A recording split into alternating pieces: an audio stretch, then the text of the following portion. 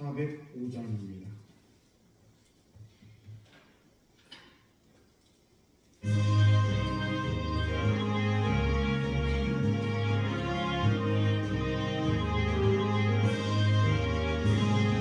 주의 친절한 발에 안기신 우리 마음 평안하리니 항상 기쁘고 복이 되리니 영원하신 발에 안기세요. 주의 발에 그 발에 안기세요.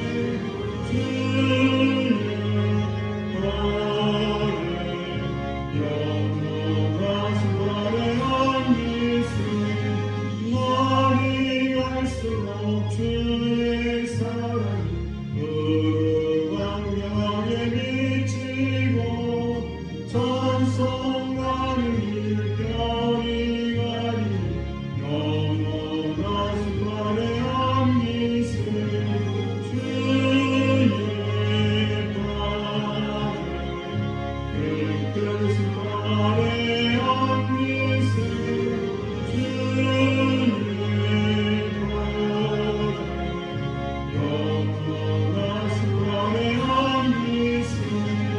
주의 보좌로 나갈 때에 기뻐 장미 소리 외치고 법과 두려움 없어지니 영원하신 발에 안기세요. 주의 발에 깨끗이 발에 안기세요.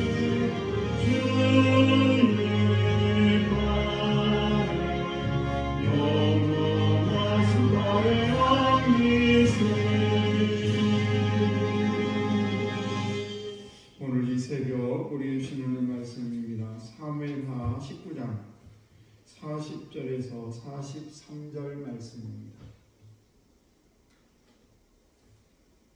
사무엘하 19장 40절에서 43절 말씀 제가 한 절 여러분이 한 절 교독하겠습니다. 왕이 길갈로 건너오고 기맘도 함께 건너오니 온 유다 백성과 이스라엘의 절반이나 왕과 함께 건너니라.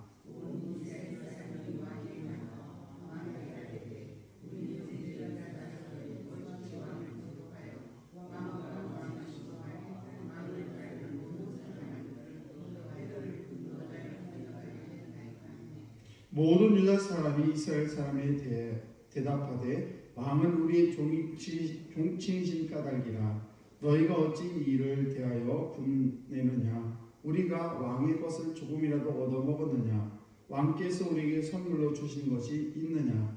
이스라엘 사람이 유다 사람에게 대답하여 이르되 우리는 왕에 대하여 열목을 가졌으니 다윗에게 대하여 너희보다 더욱 관계가 있거늘 너희가 어찌 우리를 멸시하여 우리 왕을 모셔오는 일에 먼저 우리와 의논하지 아니하느냐 하나 유다 사람의 말이 이스라엘 사람의 말보다 더 강경하였더라. 아멘. 기도하겠습니다. 하나님 아버지 감사합니다. 오늘도 이 거룩한 한날을 저희 허락하시고 하나님의 은혜 가운데 저희를 시작할 수 있도록 오늘도 인도하심을 참으로 감사합니다. 이 귀한 새벽 주의 전하는 사랑하는 성도들 한 영혼 한 영혼 일일이 만나주시고 저들의 모든 삶을 인도해 주시기를 원합니다.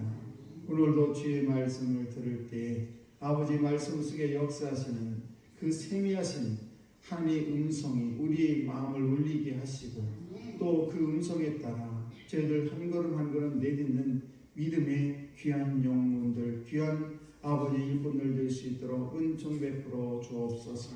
이 시간에 주님 앞에 예물을 드립니다. 귀에 보수비 헌금을 올려드립니다. 우리 최인수 권사님, 김은희 권사님 가정에서 아버지 예물을 드립니다. 이 예물 주님 받으시고 하나님께서 더 크신 은혜로 또 그리고 이 성전이 하나님 보시기에 아름답고 복된 성전 될 수 있도록 주님은 좀 베풀어 주시고 아버지 들어진 손길에 한없는 은혜로 갚아주시며 아버지 성전을 바라볼 때마다 기쁨이 넘치는 우리 귀한 아버지 가정 될 수 있도록 은총 베풀어 주옵소서.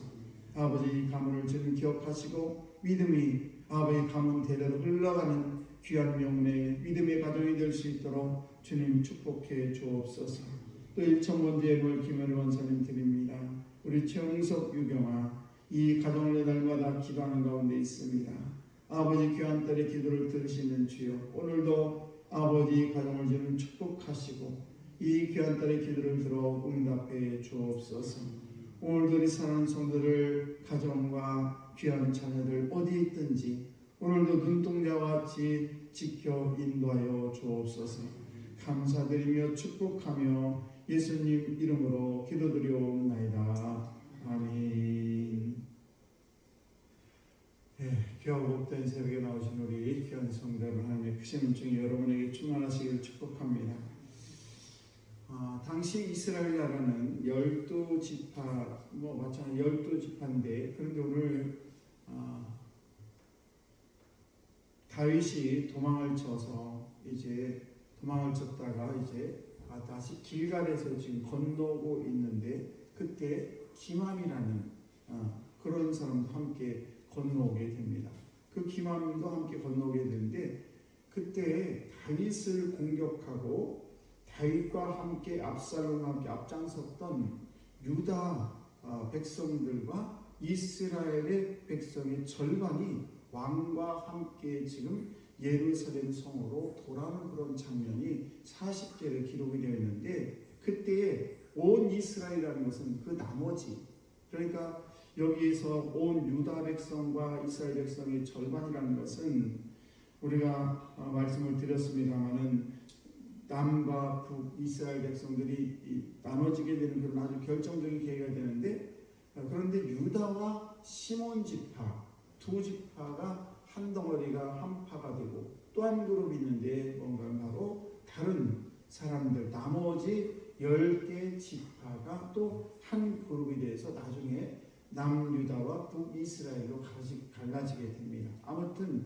그런데 오늘 유다 지파와 그리고 나머지 절반 정도의 이스라엘 백성들이 왕과 함께 왕을 공격했던 사람들이 오히려 그들을 환영한다는 그런 의미로 그냥 그들과 함께 다시 모시러 갔다가 지금 이스라엘 왕국으로 들어가게 됐을 때에 나머지 절반의 그런 이스라엘 백성들이 너희들 왜 우리들하고 상의도 없이 너희들이 이렇게 왕을 모시러 갔느냐고 했을 때 그들이 뭐라고 대답하느냐 42절 말씀을 보시기에는 왕은 우리의 종친이다라는 말씀과 또 우리가 아무것도 얻어먹은 것도 없고 또 그분께서 우리에게 선물로 준 것도 아무것도 없다라고 하면서 이렇게 갈등이 유발되고 질투가 일어난 그런 모습을 보면서 우리는 이 질투를 통해서 사람이 질투에 빠지게 되면 어떤 일이 일어나는가에 대해서 오늘은 말씀을 드리려고 합니다. 그 첫 번째는 시야가 좁아집니다. 질투를 하게 되면 그래서 사람이 질투에 빠지게 되게 되면 다른 사람의 이야기를 안 들어요. 귀가 안 들립니다. 이게 문제예요. 다른 사람이 내가 바른 길을 가지 못했을 때에 목사님이나 옆에 있는 성도 누군가가 아유 이거 그렇게 하면 안 되는데 라고 하는데 그 말이 전혀 들리지가 않는다는 것입니다. 그래서 자기 판단 그리고 자기 감각이 의지하는 겁니다. 그래서 어떤 상황에 대해서 우리가 보통 팩트라고 하지 않습니까? 정확한 근거가 있고 정확하게 다 있는데도 불구하고 그것을 믿지 않아요. 그리고는 자기의 감각을 의지합니다. 한 예를 들면 남편이 며칠 동안 늦게 집에 돌아옵니다. 회사 일로 너무 바빠가지고 그냥 밤도 새고 이렇게 어렵게 하고 이제 지친 몸을 가지고 돌아옵니다. 그러면 그분이 이야기합니다. 여자 아내가 내 육감은 못 속여 이렇게 하면서 뭐하고 왔어? 이런 식으로 아주 그냥 자기 판단, 자기의 생각을 가지고 모든 것을 온통 뒤집어 쓰죠. 그래서 이렇게 되기 때문에 자기의 시야가 질투하기는 좁아지게 된다는 것입니다. 그러므로 우리가 분명히 그 사람은 자기가 사실 아닌 걸 알아요. 그럼에도 불구하고 질투가 자기 마음속에 자기 몸에 있게 되면 이렇게 자기가 모든 것을 자기 생각으로 판단하게 되고 이성적인 판단을 잃어버립니다. 그래서 시야가 좁아진 이런 일이 벌어지게 된다는 것입니다. 또 하나는 뭔가 하면 자기의 가능성이 점점 이렇게 제한된다는 것입니다. 사울이라는 우리 왕을 너무나 잘 알 것입니다. 사울왕이 질투에 빠지지 않았습니까? 다윗이라는 그 소년이 그냥 골리앗을 넘어뜨리니까 그것에 질투가 일어나게 되고 결국 어떻게 됩니까? 자기의 영이라는 그런 판단력이 흐려지게 됩니다. 점점 어떻게 됩니까? 자기의 판단력을 잃어버리고 정말 자기 나름대로의 생각을 가지고 다윗을 모함을 하게 되는 그런 일을 벌이게 됩니다. 처음에 그가 가진 능력은 대단했었습니다. 그래서 사울왕이 어떤 왕입니다. 그렇게 훌륭했던 그런 사람인데 자기 자신을 개발하지 못하고 결국 자기 자신이 질투에 빠지게 되면 남을 모함하게 되고 자기의 가능성은 자기의 탤런트는 점점 줄어들게 된다는 것입니다. 또 하나가 뭔가 하면 일상적인 그런 삶의 질투를 하게 되면 무너지게 된다는 것입니다. 질투는 엄청난 그런 감정의 에너지를 가지고 있어요. 보통 생각의 에너지가 아니라 엄청난 감정의 에너지를 동반하게 되는데 그래서 질투라는 얼굴색이 완전히 변하게 되고 그리고 자기도 억제하지 못하고 주야로 질투의 대상만 묵상을 하는 거예요. 그러니까 보통 일상적인 생활을 해야 되는데 성경 말씀을 보고 또 누군가를 위로해주고 케어해주고 내 이웃이 누군가 돌봐야 되는데 지금 그런 거 돌볼 새가 없는 거예요. 질투가 들어오게 되면. 그래서 밤새 밤낮으로 그냥 질투의 대상만 생각하는 거예요. 하나님 말씀을 생각나야 되는데 묵상해야 되는데 일상적인 삶이 질투의 대상만 계속 생각하고 꿈에도 낮에도 밤에도 그냥 시간만 있으면 그 사람만 생각하고 질투 대상만 생각하니까 일상이 무너지게 된다는 사실입니다. 그래서 일상적인 삶이 파괴되는 것입니다. 또 하나가 있는 게 뭔가 하면 나만 거기서 질투에 끝나는 것이 아니라 공동체를 파괴해야 된다는 거예요. 내가 가는 곳에 다른 사람을 눈을 볼 때 이상한 눈으로 바라보기 때문에 그 공동체에 그 사람만 나타나게 되면 그냥 주눅이 들어가지고 서로 조심하는 거예요. 물론 조심을 해야 되지만은 그러나 내가 너무 기쁜 일이 있고 우리 공동체 함께 나눌 수 있는 여러 가지 좋은 일이 있음에도 불구하고 얘기를 못하는 거죠. 왜? 그 사람이 눈치를 보느라고. 그래서 그 사람 내가 나 하나를 위해서 공동체도 깨지게 되는 그런 일이 벌어지게 된다는 것입니다. 자, 결론적으로 어떻게 되느냐? 자기 자신이 망하게 된다는 것입니다. 다윗을 질투했던 그런 사울이 나중에 어떻게 됩니까? 지혜와 판단력을 잃어버리고 결국 비참한 최후를 맞이하게 됩니다. 한 예를 더 들게 되면 영화 아마데우스라는 그런 영화가 있어요. 그 영화는 음악에 대한 그런 영화인데 그 아마데우스에서 비엔나의 궁중 악사들이 쪽에 있습니다. 그러니까 비엔나 우리가 잘 아는 유명한 그런 도시 아닙니까? 그 비엔나 궁중 악사 안토니오 살리에리라는 사람이 있습니다. 훌륭한 작곡가고 음악가입니다. 그런데 그가 어느 날 젊은 음악가가 하나 딱 나타나게 되는데 그 음악가가 누구냐? 우리가 잘 아는 모차르트라는 그런 훌륭한 그런 음악가가 나타나게 됩니다. 그런데 이 안토니오 살리에리라는 사람이 이 모차르트라는 젊은 음악가가 딱 나타나니까 질투가 시작이 됩니다.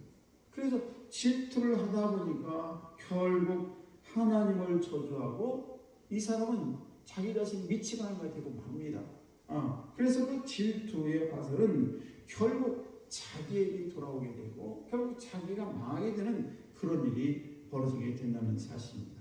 오늘도 우리가 이 성경 말씀을 통해서 깨닫는 것은 뭔가 하면 정말 우리가 질투를 해서는 안 되는데 우리가 삶을 살다 보면 질투는 안 할 수 없는 그런 상황들이 있죠.